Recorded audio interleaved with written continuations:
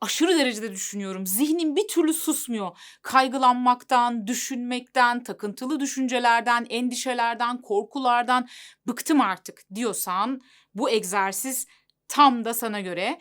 Videonun ilk kısmında öncelikli olarak bu egzersiz nedir? Ne işe yarar? Neden ve nasıl etkili oluyor? Bundan bahsedeceğim. Ardından da egzersize geçeceğiz. Ancak lütfen direkt olarak egzersize geçme. Çünkü zihninin ve mantığının hazırlanabilmesi için bilgilendirme kısımlarını da dinlemen önemli. Videoyu ikinci, üçüncü, dördüncü seyredişlerinde istersen tabii ki direkt olarak meditasyona geçebilirsin. Peki bu egzersiz neden etkili? Nasıl işe yarıyor? Bundan bahsedeyim birazcık. Rahatsız edici düşünceler ya da duygular bir şekilde bize doğru gelmeye başladığında hemen bunu fark ederiz ve iç sesimiz devreye girer. Ve şunları söylemeye başlarız. Eyvah, içim sıkılıyor, kaygılanıyorum. Sanki bir şey olacakmış gibi, kötü hissediyorum. Bak, kalbim de hızlı hızlı çarpmaya başladı. Ya sanki başım da dönüyor gibi. Ya kaygılanırsam? Ya panik atak geçirirsem? Ya kaygı nöbeti geçirirsem? Bakın burada dikkat ederseniz artık kaygının kaygısını yaşamaya başlamış oluyoruz. Yani ya kaygılanırsam kaygısı yaşıyoruz.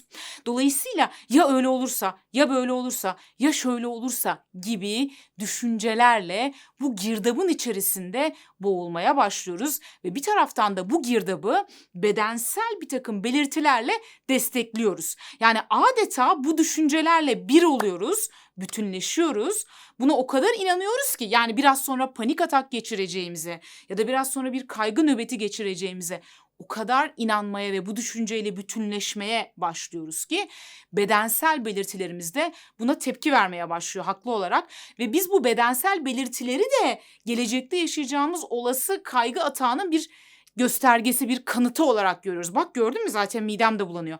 Bak gördün mü kalbim de atıyor. Kesin olacak demeye devam ediyoruz ve gerçekten de bu şekilde düşünmeye başladıktan kısa bir süre sonra pek çoğumuz kaygı atağı ya da panik atak geçiriyor. Bunu şunun gibi düşünün. Şimdi şu kağıt sizin o sırada yani kendinizi kötü hissetmeye başladığınız sırada zihninizden geçen düşünceler olsun.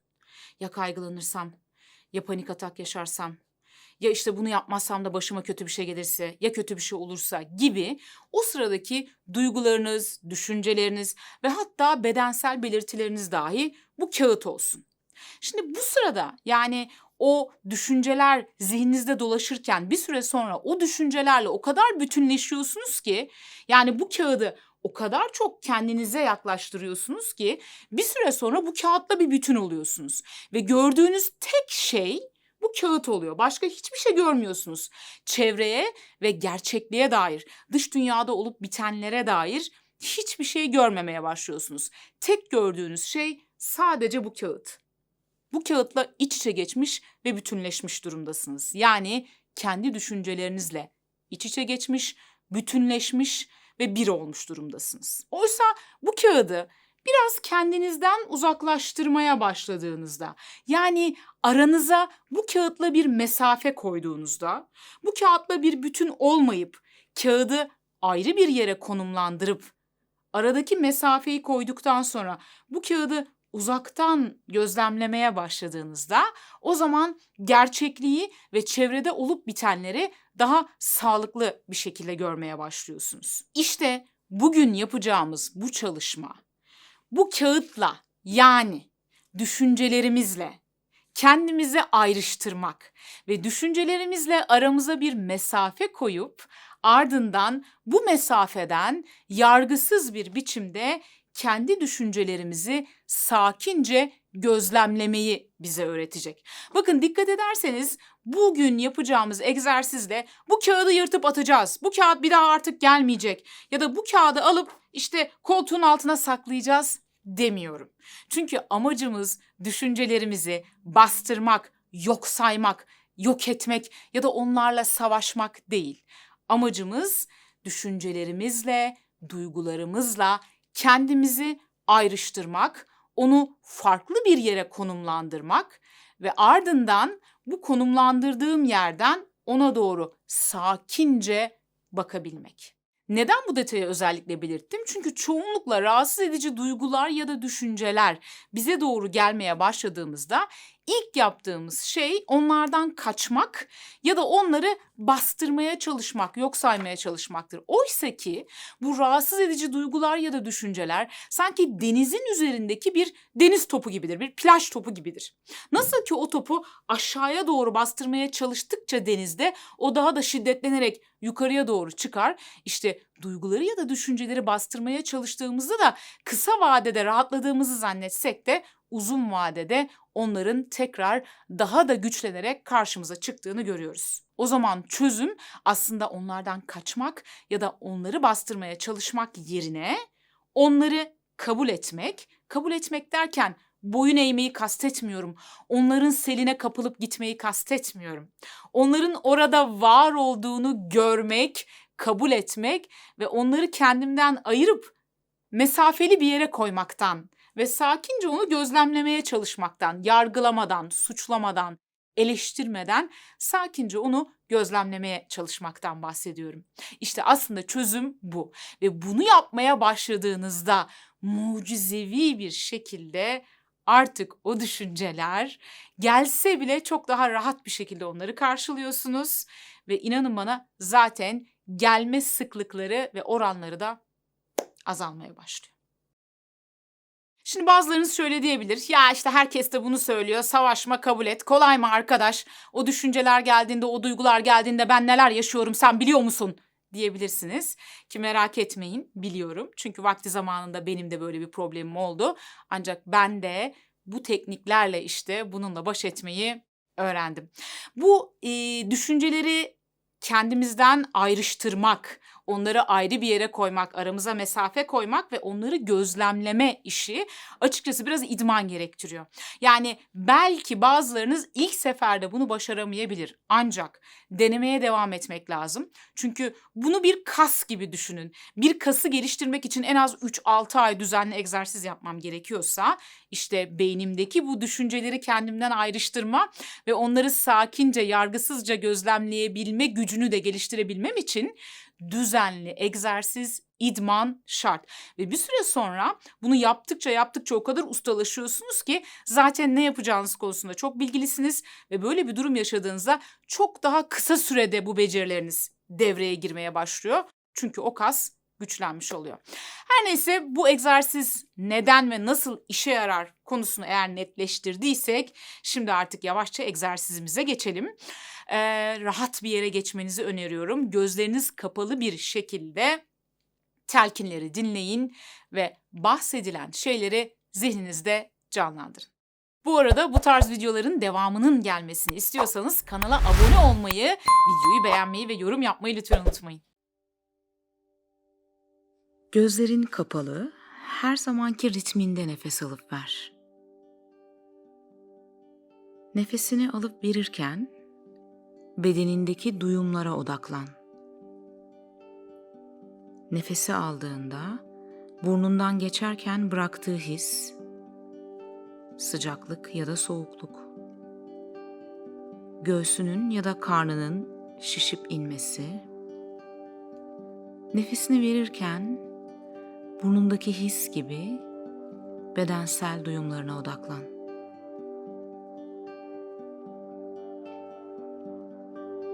Dikkatini koltukla temas eden vücut bölgelerindeki duyumlara ver.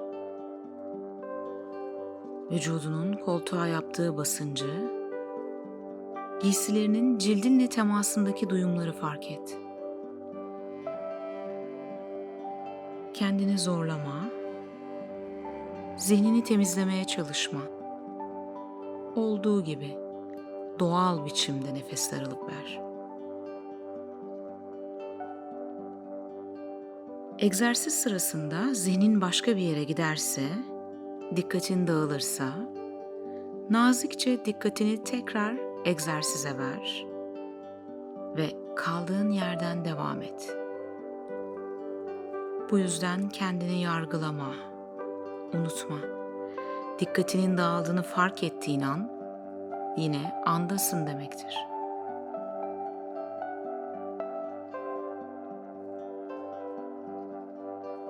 Şimdi kendini bir tepenin üstünde hayal etmeni istiyorum. Bu tepe hemen yanından geçen bir otoyolu görüyor. Bu otoyoldan çok sayıda araç geliyor ve geçiyor. Sense rahat bir şekilde tepede oturmuş, otoyolu ve yoldan geçen araçları gözlemliyorsun.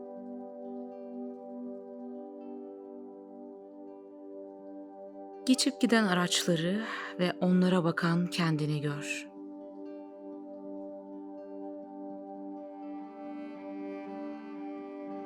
Bu otoyol senin zihnin. Araçlar ise zihninden her gün gelip geçen düşüncelerin. Şimdi zihnine odaklan ve zihninden geçen düşünce ya da duyguları bu arabalar olarak gör ve geçip gitmelerini izle. Olumlu ya da olumsuz ya da nötr, zihninden geçen her bir düşünce ya da bedeninde hissettiğin her bir duyum, duygu bir araç olarak bu otoyoldan geçip gidecek ve sen bunu göreceksin.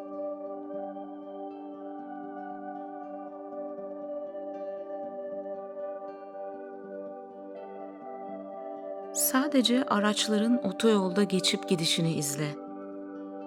Düşüncelerini, duygularını, duyumlarını yargılama, analiz etmeye çalışma, didikleme, yorumlama, onları değiştirmeye ya da bastırmaya çalışma.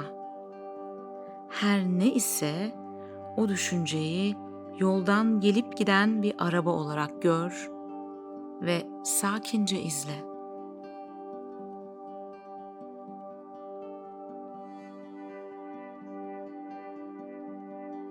Tepeden inip bir arabanın peşine takılırsan ve gidersen ya da yola atlayıp bir arabayı durdurmaya çalışırsan sonuç trafik kazası olacaktır. Tıpkı düşüncelerimizin girdabına girip kaybolduğumuzda ya da onları bastırmaya, durdurmaya çalıştığımızda olduğu gibi. Düşüncelerini, duygularını, duyumlarını, her ne iseler, ister olumlu, ister olumsuz, ister çok korkunç, ister felaket olsun, yargılamadan, didiklemeden, öncesini ve sonrasını düşünmeden, neden böyle hissediyorum, bu hep böyle mi olacak demeden, sadece izle ve geçip gitmelerine izin ver.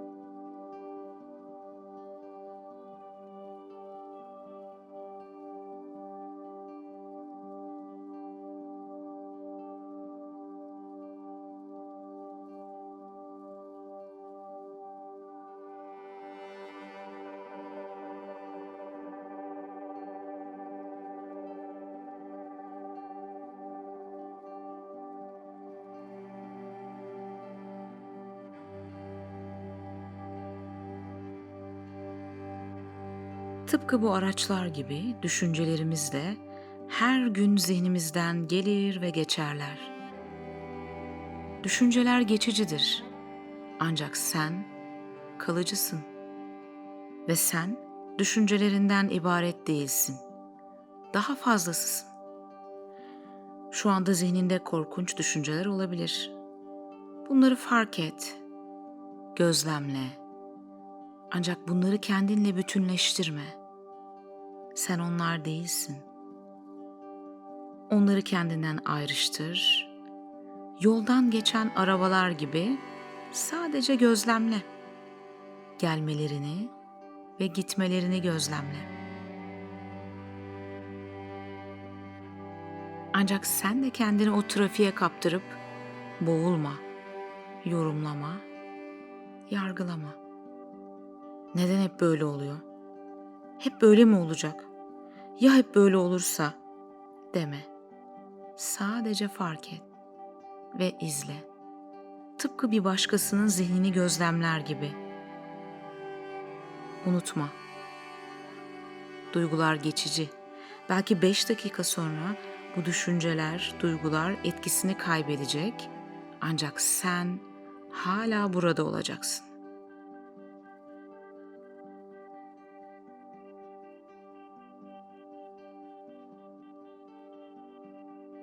Düşüncelerini araçlar şeklinde yolda izlerken, bu araçların yolda kendi hızında ilerlemesine izin ver.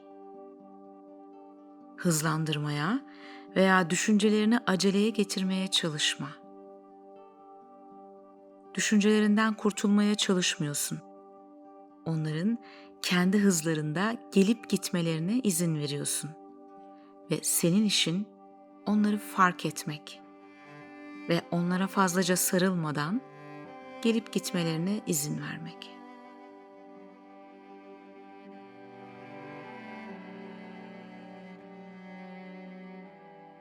Bunu yaparken zor veya acı verici bir duygu ortaya çıkarsa, örneğin iç sıkıntısı, kaygı veya hayal kırıklığı ya da her neyse, sadece fark et ve yoldan geçen bir araç olarak gör ve gitmesine izin ver. Zihnine gelen her düşünce için bunu yap. Onu bir arabaya dönüştür ve yoldan geçip gitmesini izle.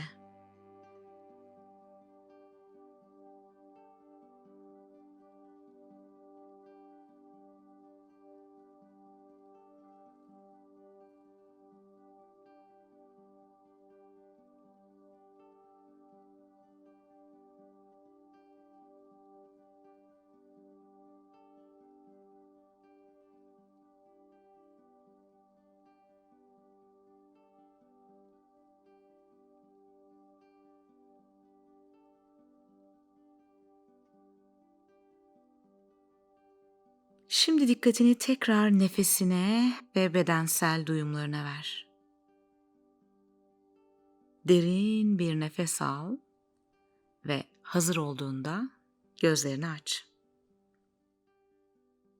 Bu egzersizden sonra nasıl hissettiğini yorumlarda bizimle paylaşmayı unutma.